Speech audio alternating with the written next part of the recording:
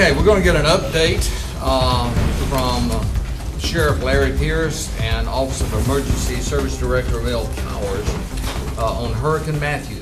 So if you all will come forth and kind of give us an update.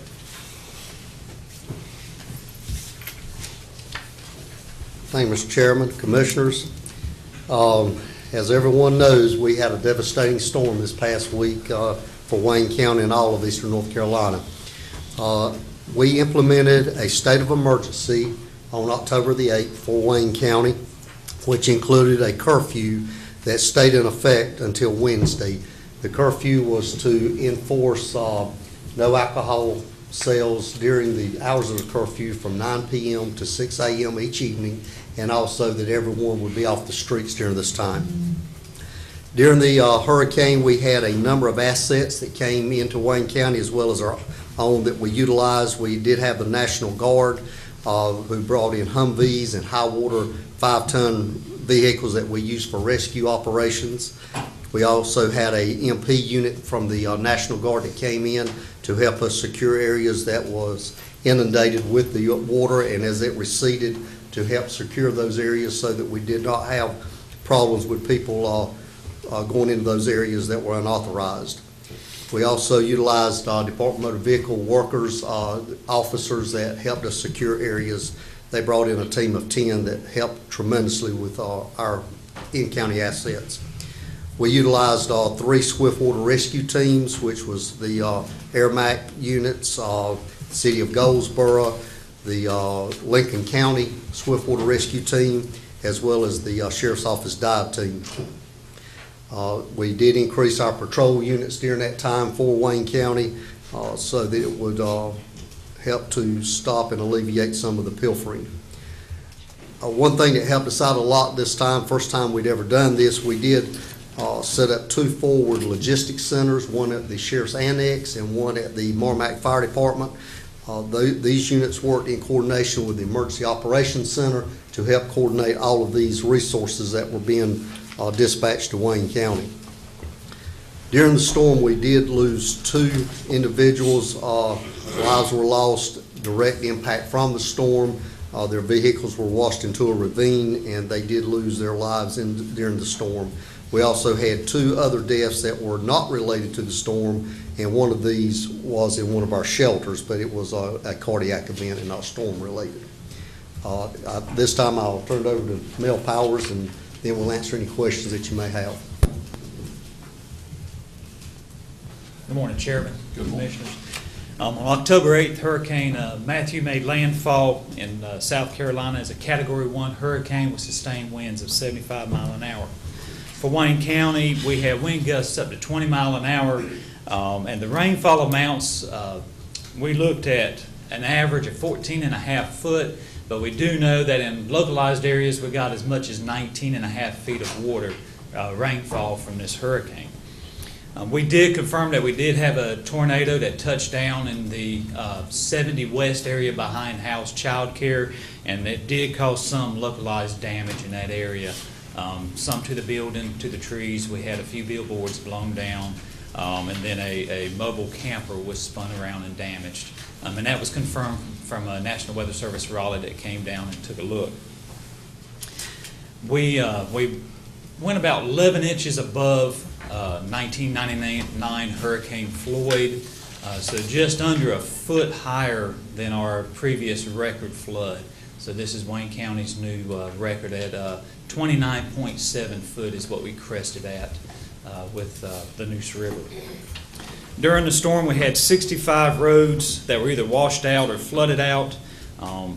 These roads did include some of our busiest thoroughfares, such as 117 South, 70 Highway West, Highway 111, Highway 55, and Highway 13 South. These were some of our major thoroughfares that, if not immediate with the storm, during the riverine flooding, we had to shut down.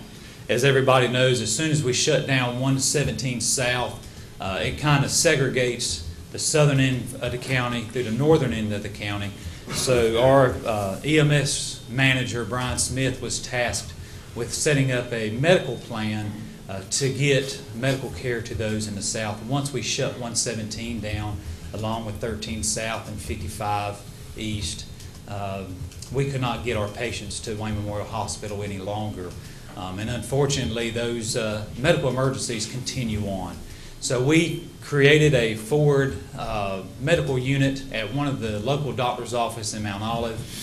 We did have to fly 4 patients out to Vidant the night of the storm. The others we had to transport to Duplin Hospital.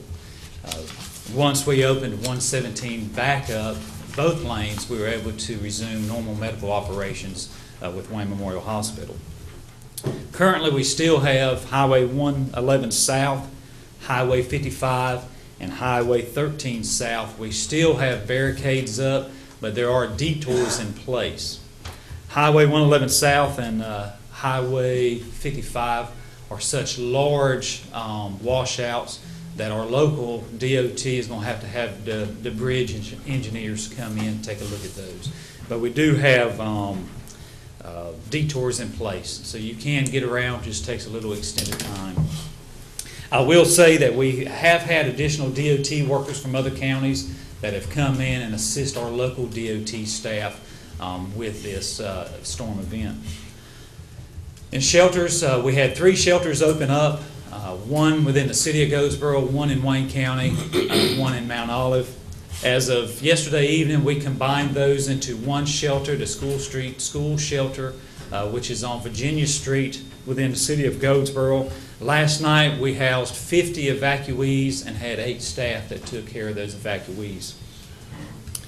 We did have some donation centers set up, some handout centers for ice and water. Our Fire Marshal, Brian Taylor, took care of that.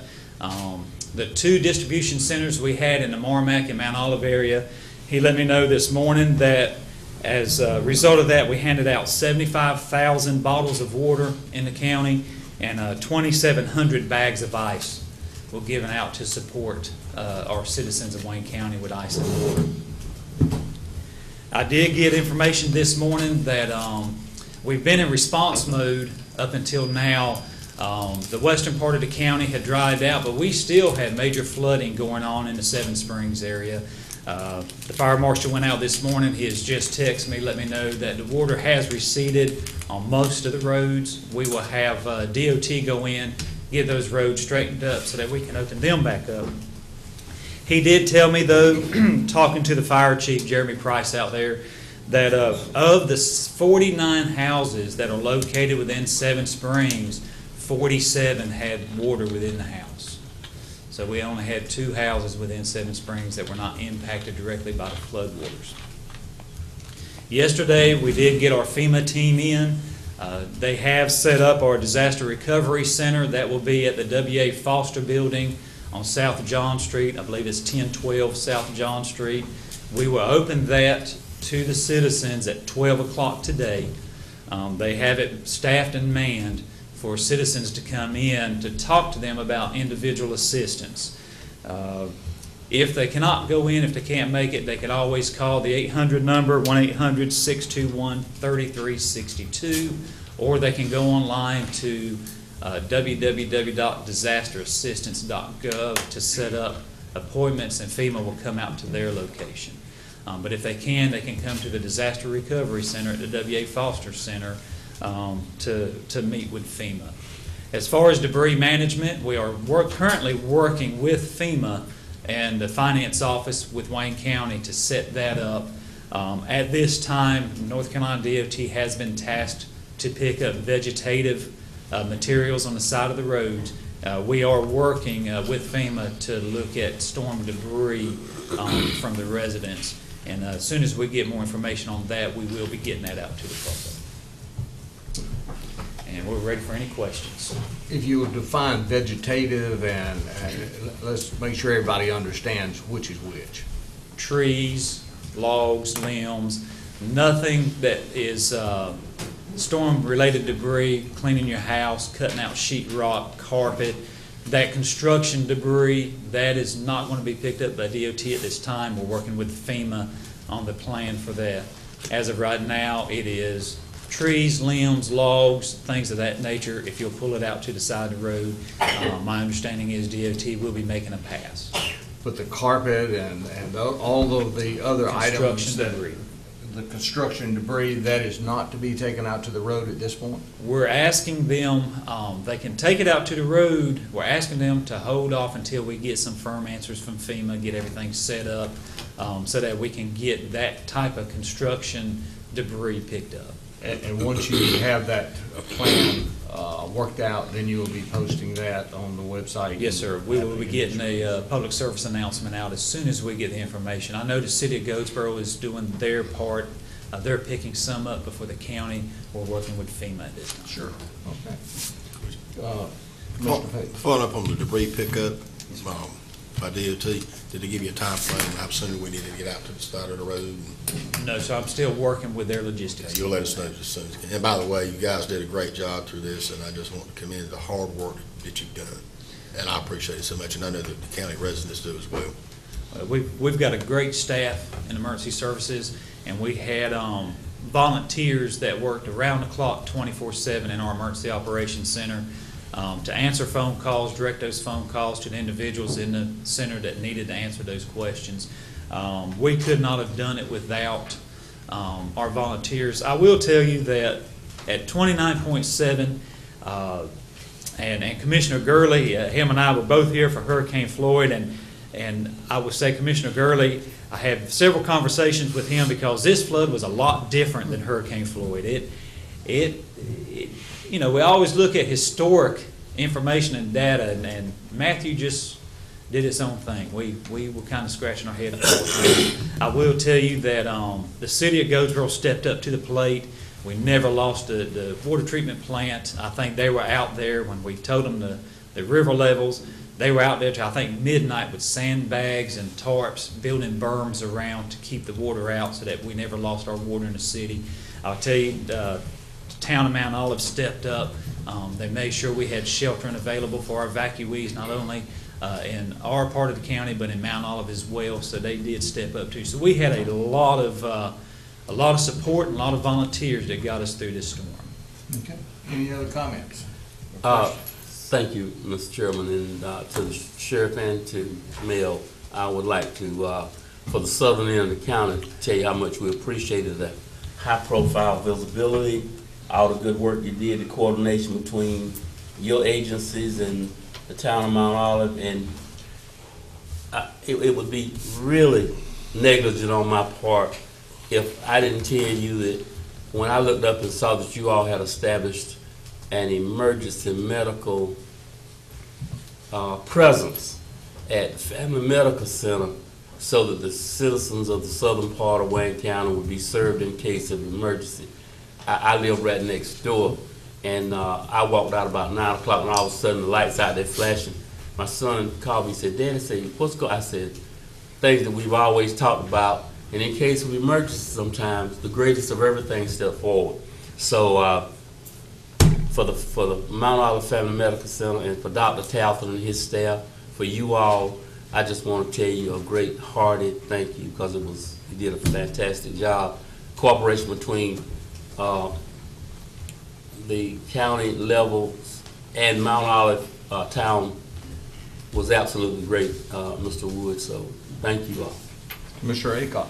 Yes, I just want to follow up on Commissioner Payton, Commissioner Camardi's comments. As Mel said, the two storms, Floyd and Matthew, they were similar, but they were not similar. I just want to commend y'all on the well job you did.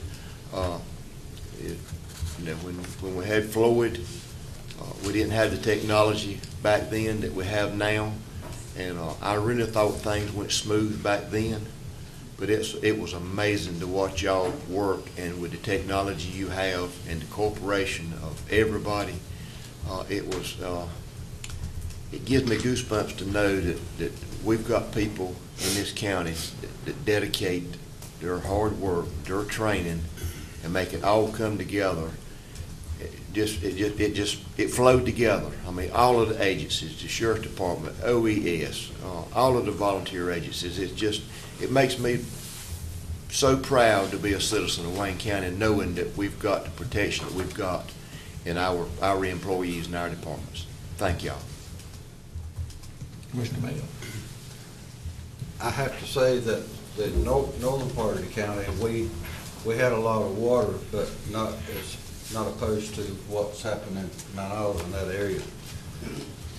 From what I can gather, Wayne County, and of course, emergency services and all the volunteers, I'm gonna say this because I believe it to be true, that, and I agree with whatever everyone said, is that Wayne County, citizens and everyone combined, everything was coordinated, and we had some hitches, but what happened overall, in my view, is that we pulled together collaboratively, and we actually made agencies from outside of our county and even outside of our state look good because of what we did. So I just want to thank you and everyone that was involved in this. Hopefully, the last time that we'll ever see this, but we also thought that during Floyd, didn't we? Yes, sir. And I ask myself the question sometimes, is God trying to tell us something? Have you heard anybody say that? Yes, sir. I have. So thank you, appreciate it. Yes, sir. Anyone else? Mr. Chairman, I'd just like to make a couple comments if Sure. I could. I just wanted to publicly thank both Mel and the sheriff. They did a tremendous job. I was in the EOC with them much of that time, and everything y'all said is true. It was well coordinated, and so I want to thank both of y'all for the hard work you put in. There was a lot of planning and forethought that went into this, particularly the planning because we knew we would lose US 117, so there was positioning of assets south of the river. That was very well done. We also did the same thing as far as with our landfill equipment, because our landfill is on the southern end of the county, as y'all know. We had to make arrangements with our neighboring county of Wilson County to get our garbage taken care of on the northern end of the county. But I also want to comment on the outside agencies. We could not have had better cooperation, as Mel has said. Our school system, Dr. Dunsmore was in the EOC with us, making all the arrangements on the shelters. The cooperation with the city manager was outstanding in Goldsboro, also the town manager in Mount Olive. All the outside agencies worked extremely well together, and a lot of that goes to the credit of Mel and the sheriff in coordinating everything. And again, I just want to say thank you. Okay, thank you so much. Thank you, Sheriff.